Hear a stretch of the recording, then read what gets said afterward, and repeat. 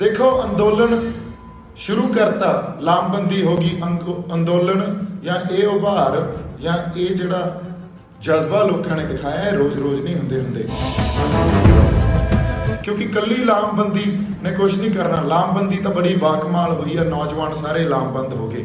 हुण उन्होंने की करना या साडी लड़ाई जिहड़ी धिर नाल आ उहनूं समझना बड़ा जरूरी है। कली आर्थिक लड़ाई नहीं है, कली MSP का मुद्दा नहीं है, कली मुद्दा MSP का नहीं है या आर्थिक मुद्दा नहीं है। पंजाब ते इन्हां ने गलबा पाउणा, किवें गलबा पाउणा? इन्हां ने राजसी गलबा भी पाउणा, विचारधारक गलबा भी पाउणा ते इकनॉमिक आर्थिक गलबा भी पाउणा। विचारधारक मसले है जिहड़े या विचारधारक गलबा वो किवें पाईदा हुंदा? वो पाईदा भी सिंगल बंदिਆਂ ਨੂੰ टारगेट करो। मेरे कोले फोन आना ये थोड़ी सी भी मैनू वो MSP ऐ प्लेट च परोस के दे देंगे, नहीं। सत श्री अकाल जी, मैं आस करदा तुसीं सारे ठीक होवोगे, तंदुरुस्त होवोगे। मेरा रूबरू होना बड़ा क्रिटिकल ते बड़ा लाजमी सी। सब तो वड्डी गल ये इस करके जरूरी सी, यदि मैं उदाहरण मेरे कोले जिहड़ा फोन आया वो तो ही शुरू करदा।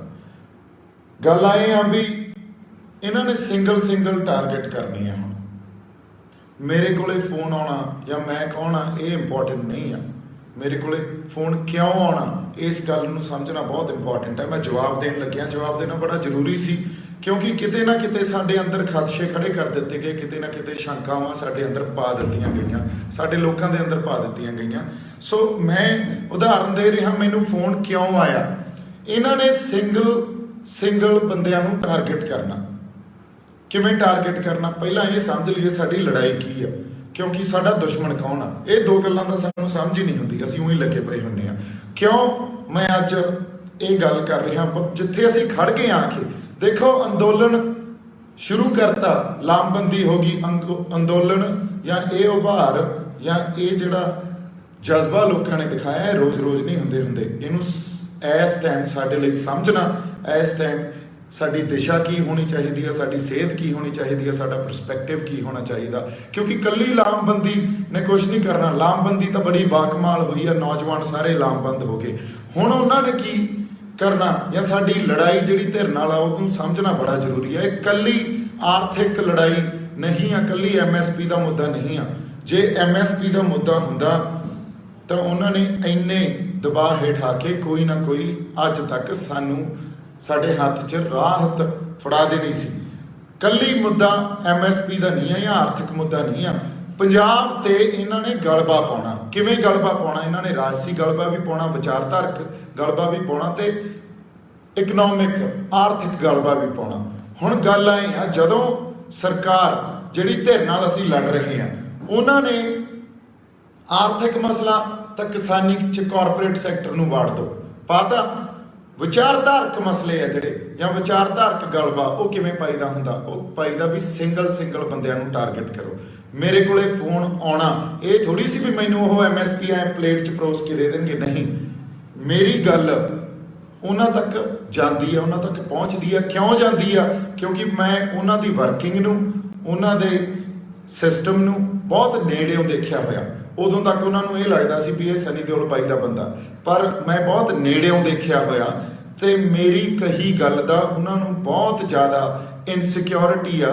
उन्होंने उन्होंने मन च जिहड़ी एक सुरक्षित फीलिंग आ ये क्रिएट कर जाती है भी ये साडे सिस्टम नूं अंदरों जानदा ते ये साडे जिहड़ी साडे अंदर घात ला सकदा। क्यों? क्योंकि गल बहुत जरूरी है ये समझनी। जिहड़ा कोई भी बंदा, चाहे मैं होवां चाहे कोई भी होवे, संघर्ष नाल जुड़िया, सानू बहुत बोल्ड रहना पऊगा। सिद्धियां गल्लां सानू संगत नाल करनियां पैणीਆਂ, लोकां नाल करनियां पैणीਆਂ, सिद्धियां जमां हैं। तो मेरी सीधी गल यह आ भी जो जिहड़ा कोई बंदा क्राउड नूं अज दी डेट च मोबलाइज कर सकदा, जिहड़ा कोई बंदा यूथ नूं मोबलाइज कर सकदा, उस बंदे नूं टारगेट किया जाऊगा, उस बंदे नूं विचारधारक हमले किए जाणगे। मैनू जिहड़ा फोन आया मेरे नाल गल की होनी सी भी आ जाओ बैठ के गल करते हैं। मैं हुण मैनू कला बंदा पंजाब च रोक के कहंदा वेखी बाई किते गदारी ना कर जी, वेखी किते गदारी ना कर जी, मुड़ के असीं विश्वास नहीं करना किसी ते। हुण ਉਹਨਾਂ ਜਜ਼ਬਾਤਾਂ ਹੇਠ ਆ ਕੇ ਮੈਂ ਤੁਹਾਡੇ ਕੋਲੇ ਆ ਕੇ ਇੱਕ ਗੱਲ ਦੱਸੀ ਵੀ ਮੈਨੂੰ ਫੋਨ ਆਇਆ ਜੀ, ਮੈਨੂੰ ਆਪਦੀ ਧਰਤੀ ਦੀ ਆਪਦੀ ਮਿੱਟੀ ਦੀ ਸਹੁੰ ਜੇ ਮੈਂ ਹੁਣ ਹਿੱਲ ਜਾ। ਇਹ ਨਾ ਸਮਝਿਓ ਵੀ ਇਕੱਲੇ ਮੇਰੇ ਕੋਲੇ ਫੋਨ ਆਇਆ, ਹੁਣ ਹੋਰਨਾਂ ਨੂੰ ਵੀ ਆਏ ਹੋਣਗੇ। ਔਰ ਗੱਲ ਇਹ ਨਹੀਂ ਆ ਜਿਹੜਾ ਮੇਰਾ ਫੋਨ ਗਵਾਚਿਆ, ਉਹਦਾ ਫੋਨ ਗਵਾਚਿਆ ਮਿੱਤਰੋ, ਨਵਾਂ ਫੋਨ ਸੀ, ਨਵਾਂ ਸਿਮ ਸੀ, ਪਰ ਜਿਹੜਾ ਮੇਰਾ ਇਹਨਾਂ ਕੋਲੇ ਨੰਬਰ ਆ ਉਹ ਵੀ ਮੇਰੇ ਕੋਲੇ ਆ ਤੇ ਫੋਨ ਵੀ ਮੇਰੇ ਕੋਲੇ ਆ। ਇਹੀ ਫੋਨ ਵੱਜਦਾ, ਇਹੀ ਇਹ ਵਜਾਉਂਦੇ ਆ।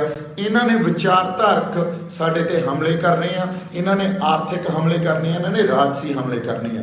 ਜਦੋਂ ਕੋਈ ਸੰਘਰਸ਼ ਲੜਨਾ ਸਾਨੂੰ ਬਹੁਤ ਜ਼ਰੂਰੀ ਆ ਇਹ ਸਮਝਣਾ ਵੀ ਕੱਲੀ ਲਾਮਬੰਦੀ ਨਾਲ ਕੁਝ ਨਹੀਂ ਬਣਦਾ। ਇਸ ਤੋਂ ਬਾਅਦ ਜਿੱਥੇ ਹੁਣ ਖੜੇ ਆ ਗਾਂ ਸੇਧ ਲੜਨਾ ਕਿਵੇਂ ਆ, ਕਿਹੜੇ ਕਿਹੜੇ ਮੋਰਚਿਆਂ ਤੇ ਲੜਨਾ।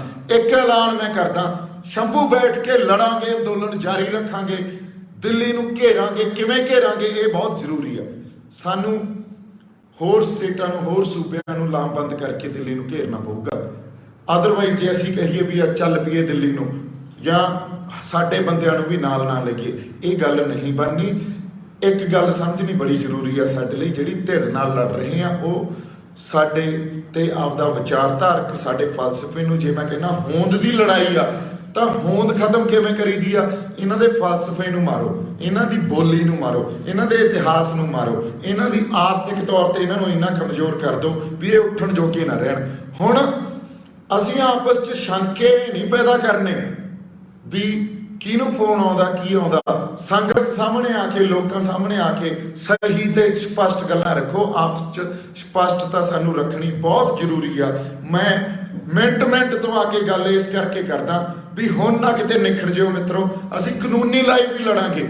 ਕਾਨੂੰਨੀ ਲੜਾਈ ਇਸ ਕਰਕੇ ਜ਼ਰੂਰੀ ਆ ਕਿਉਂਕਿ ਕੁਛ ਨਹੀਂ ਪਤਾ, ਸਾਨੂੰ ਪਤਾ ਸਾਨੂੰ ਨਿਆਂ ਨਹੀਂ ਮਿਲਣਾ, ਪਰ ਫਿਰ ਵੀ ਲੜਨੀ ਜ਼ਰੂਰੀ ਆ ਕਿਉਂਕਿ ਕੁਛ ਨਹੀਂ ਪਤਾ। ਕਈ ਵਾਰੀ ਕੋਈ ਨੇਕ ਰੂਹ, ਨੇਕ ਜੱਜ ਬੈਠਾ ਹੁੰਦਾ, ਮਾੜਾ ਮੋਟਾ ਸਾਨੂੰ ਆਪਦਾ ਸਾਨੂੰ ਨਿਆਂ ਦੇ ਜਾਂਦਾ।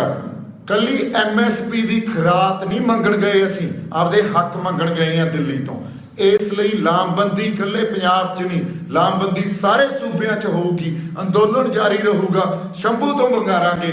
ਸੋ ਮੈਂ ਜਿਹੜੀ ਗੱਲ ਤੁਹਾਨੂੰ ਕਹਿ ਰਿਹਾ, ਇਹ ਗੱਲ ਇਸ ਕਰਕੇ ਮੈਂ ਕਰ ਰਿਹਾ, ਇਸ ਟਾਈਮ ਸਾਨੂੰ ਬੜਾ ਸੋਚ ਸਮਝ ਕੇ ਤੇ ਬੜੇ ਧਿਆਨ ਨਾਲ ਚੱਲਣ ਦੀ ਜ਼ਰੂਰਤ ਤਾਂ ਹੈ ਹੀ ਹੈ। ਨਾਲ ਸਾਡੀ ਜਿਹੜੀ ਇੱਕ ਐਗਰੈਸ਼ਨ ਆ, ਇੱਕ ਕੰਟਰੋਲਡ ਐਗਰੈਸ਼ਨ ਸਾਡੇ 'ਚ ਹੋਣਾ ਚਾਹੀਦਾ। ਜੇ ਕਿਤੇ ਉਹ ਮਿਸ ਕਰ ਗਏ ਤੇ ਪੁਰਾਣੀਆਂ ਰੀਤਾਂ ਜਾਂ ਪੁਰਾਣੀਆਂ ਜਿਹੜੀਆਂ ਗੱਲਾਂ ਸੀ ਉਹਦੇ ਨਾਲ ਹੀ ਖੜਦੇ ਰਹੇ, ਜਾਂ ਇਹ ਕਹੀਏ ਵੀ ਕਿਸਾਨ ਜਥੇਬੰਦੀਆਂ ਜਾਂ ਫਲਾਣੇ ਬੰਦਿਆਂ ਨੂੰ ਆਪਾਂ ਅੱਗੇ ਲਾ ਲੈਂਦੇ ਹਾਂ, ਕਿਸੇ ਨੂੰ ਵੀ ਲਾ ਲਓ ਅੱਗੇ, ਕੋਈ ਗੱਲ ਨਹੀਂ। ਸੰਗਤ 'ਚ ਬਹਿ ਕੇ ਫੈਸਲੇ ਕਰੋ, ਕਮਰਿਆਂ 'ਚ ਬਹਿ ਕੇ ਫੈਸਲੇ ਨਹੀਂ ਹੋਣਗੇ, ਡਰਾਇੰਗ ਰੂਮਾਂ 'ਚ ਬਹਿ ਕੇ ਫੈਸਲੇ ਨਹੀਂ ਹੋਣਗੇ। ਸੰਗਤ 'ਚ ਬਹਿ ਕੇ ਫੈਸਲੇ ਕਰੋ, ਜਿਹਨੂੰ ਮਰਜ਼ੀ ਅੱਗੇ ਲਾ ਲਓ। ਸੋ ਮੈਂ ਕਿਉਂ ਤੁਹਾਡੇ ਨਾਲ ਇਹ ਗੱਲ ਕਰ ਰਿਹਾ, ਇੱਕ ਅਸੀਂ ਅੰਦੋਲਨ ਖੜਾ ਕੀਤਾ, ਪੰਜਾਬ ਦੀ ਧਰਤੀ ਤੋਂ ਇਤਿਹਾਸ ਲਿਖਿਆ ਜਾਊਗਾ। ਮੈਂ ਇਹਦੀ ਤੁਹਾਨੂੰ ਹੱਥ ਜੋੜ ਕੇ ਅਰਦਾਸ ਕਰਦਾ, ਇਹਨੂੰ ਗਵਾ ਨਾ ਲਈਏ। ਇਕਜੁੱਟ ਹੋ ਕੇ ਹਰ ਜਥੇਬੰਦੀ ਦੇ ਨਾਲ, ਹਰ ਉਸ ਬੰਦੇ ਦੇ ਨਾਲ ਜਿਹਦੇ ਕੋਲੇ ਲੋਕਾਂ ਦਾ ਦਰਦ ਆ, ਜਿਹੜਾ ਇਹ ਕਹਿੰਦਾ ਵੀ ਅਸੀਂ ਸੰਗਤ 'ਚ ਬਹਿ ਕੇ ਫੈਸਲੇ ਲਵਾਂਗੇ, ਸੰਗਤ ਫੈਸਲੇ ਲਊਗੀ, ਸੰਗਤ ਮਤੇ ਪਕਾਊਗੀ, ਉਹ ਬੰਦੇ ਅੱਗੇ ਆਉਣ। ਮੈਂ ਵਾਅਦਾ ਕਰਦਾ ਤੁਹਾਡੇ ਨਾਲ ਖੜਾ। ਜੇ ਕਿਤੇ ਹਿੱਲ ਗਿਆ, ਜੇ ਕਿਤੇ ਗਦਾਰੀ ਕਰ ਗਿਆ, ਤੁਸੀਂ ਪੰਜਾਬ ਨਿਕਾਲਾ ਦੇ ਦਿਓ। ਮੈਂ ਜਜ਼ਬਾਤੀ ਬੰਦਾ, ਕਈ ਵਾਰੀ ਜਜ਼ਬਾਤਾਂ 'ਚ ਆ ਕੇ ਤੁਹਾਡੇ ਨਾਲ ਗੱਲਾਂ ਸਾਂਝੀਆਂ ਕਰ ਜਾਂਦਾ, ਪਰ ਸ਼ੰਕੇ ਨਾ ਪੈਦਾ ਕੀਤੇ ਜਾਣ, ਲੱਤਾਂ ਨਾ ਖਿੱਚੀਆਂ ਜਾਣ, ਇਹ ਬਹੁਤ ਜ਼ਰੂਰੀ ਆ। ਸੋ ਇਸ ਕਰਕੇ 2-3 ਗੱਲਾਂ ਬੜੀਆਂ ਜ਼ਰੂਰੀ ਆ। ਲੜ ਕਿਹਦੇ ਨਾਲ ਰਹੇ ਆ ਤੇ ਅਸੀਂ ਕੌਣ ਆ ਤੇ ਲੜਾਈ ਕਿਵੇਂ ਲੜੀ ਜਾਊਗੀ। ਲੜਾਈ ਪਹਿਲਾਂ ਲੜੀ ਜਾਊਗੀ, ਫਿਰ ਜਿੱਤੀ ਜਾਊਗੀ। ਪਹਿਲਾਂ ਬਿਆਨ ਸਟ੍ਰੈਟਜੀ ਬਣਾਈ ਜਾਊਗੀ, ਫਿਰ ਜਿੱਤੀ ਜਾਊਗੀ। ਸੋ ਯਾਦ ਰੱਖਿਓ, ਜਿਹੜੀ ਮੈਂ ਗੱਲ ਕਰਨੀ ਸੀ, ਸਿੰਗਲ ਜਾਂ ਇੰਡੀਵਿਜੂਅਲਸ ਨੂੰ ਟਾਰਗੇਟ ਕਰਨਗੇ ਇਹ। ਮੇਰੇ ਕੋਲੇ ਜੇ ਫੋਨ ਆਇਆ ਤਾਂ ਹੋਰਨਾਂ ਨੂੰ ਵੀ ਆਏ ਹੋਣਗੇ, ਹੋਰ ਵੀ ਕਿਤੇ ਅਪਰੋਚ ਹੋਏ ਹੋਣਗੇ। ਇਸ ਵੇਲੇ ਰਾਜਨੀਤੀ ਇੱਥੇ ਖੜ ਗਈ ਆ, ਰਾਜਨੀਤੀ ਚੇਤਨਾ ਵੀ ਪੰਜਾਬ ਦੀਆਂ ਰਾਜਨੀਤਿਕ ਧਿਰਾਂ ਜਿਹੜੀਆਂ ਉਹਨਾਂ ਦੇ ਪੱਲੇ ਕੁਛ ਨਹੀਂ ਆ, ਉਹਨਾਂ ਨੇ ਸਾਨੂੰ ਕੁਛ ਨਹੀਂ ਦਿੱਤਾ। ਲੋਕ ਤੋਂ ਅੱਕ ਚੁੱਕੇ ਆ। ਹੁਣ ਸੈਂਟਰ ਕੀ ਸਮਝ ਰਿਹਾ? ਸੈਂਟਰ ਇਹ ਸਮਝ ਰਿਹਾ ਵੀ ਇਹਨੂੰ ਕੰਟਰੋਲ ਕਿਵੇਂ ਕਰੀਏ। ਸਾਡੇ ਤੇ ਐਮਰਜੈਂਸੀ ਵੀ ਇਨਵੋਕ ਕਰ ਸਕਦੇ ਆ, ਪੰਜਾਬ 'ਚ ਐਮਰਜੈਂਸੀ ਵੀ ਲਾ ਸਕਦੇ ਆ ਜਿਵੇਂ ਕਸ਼ਮੀਰ 'ਚ ਲਾਈ ਸੀ।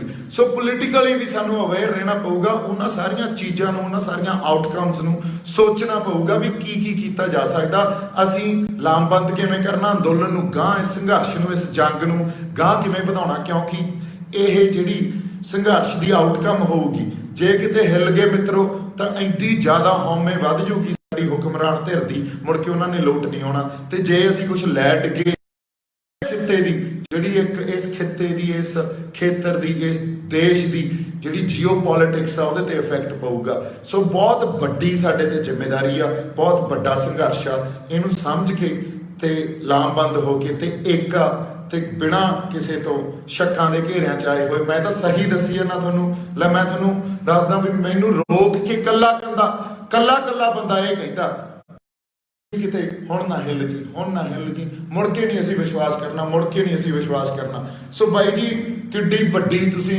ਜ਼ਿੰਮੇਵਾਰੀ ਸੌਂਪੀ ਜਾਂਦੇ ਹੋ। ਗੱਲ ਇਹ ਨਹੀਂ ਆ ਵੀ ਮੇਰੇ ਤੇ ਜ਼ਿੰਮੇਵਾਰੀ ਆ, ਮੈਂ ਵੀ ਜਜ਼ਬਾਤੀ ਆ। ਮੈਨੂੰ ਐਂ ਲੱਗਦਾ ਯਾਰ ਲੈ ਵੀ ਮਿੱਤਰਾ, ਮੈਨੂੰ ਜੇ ਕਿਸੇ ਨੇ ਅਪਰੋਚ ਕੀਤਾ ਆ ਪਈ ਆ ਗੱਲ ਲੋਕਾਂ ਦੇ ਸਾਹਮਣੇ। ਸੋ ਇਹਨਾਂ ਗੱਲਾਂ 'ਚ ਕੁਛ ਨਹੀਂ ਰੱਖਿਆ ਵੀ ਅਸੀਂ ਇੱਕ ਦੂਜੇ ਦੀਆਂ ਲੱਤਾਂ ਖਿੱਚੀ ਜਾਈਏ। ਸਾਨੂੰ ਇਸ ਟਾਈਮ ਮੇਰੇ ਨਾਲ ਖੜ ਜਾਓ, ਤੁਹਾਡੇ ਮੂਹਰੇ ਰਹੂੰਗਾ। ਮੈਂ ਕਿਹੜਾ ਇਲੈਕਸ਼ਨ ਲੜਨੀ ਆ, ਜਿਹੜੀ ਮਰਜ਼ੀ ਡਾਂਗ ਆ ਜੇ, ਜਿਹੜੀ ਮਰਜ਼ੀ ਗੋਲੀ ਆ ਜੇ, ਮੂਹਰੇ ਰਹਾਂਗੇ। ਸਾਡੇ ਸਾਰੇ ਜਿਹੜੇ ਬੰਦੇ ਆ ਐਨ ਜਮਾਂ ਜਿਵੇਂ ਕਹਿੰਦੇ ਹੁੰਦੇ ਆ ਯਾਰੀ ਜੱਟ ਦੀ ਤੂਤ ਦਾ ਮੋਸ਼ਾ, ਉਹ ਜਮਾਂ ਤੂਤ ਦੇ ਮੋਸ਼ੇ ਵਰਗੀਆਂ ਜਾ ਰਹੀਆਂ ਪੰਜਾਬ ਨਾਲ ਸਾਰਿਆਂ ਦੀਆਂ। ਸੋ ਇਸ ਕਰਕੇ ਮੇਰਾ ਇੱਕ ਵਾਰੀ ਫੇਰ ਤੁਹਾਨੂੰ ਅਰਦਾਸ ਆ ਤੇ ਸਾਰਿਆਂ ਨੇ ਇਕੱਠੇ ਰਹਿਣਾ, ਲੱਤਾਂ ਨਹੀਂ ਖਿੱਚਣੀਆਂ।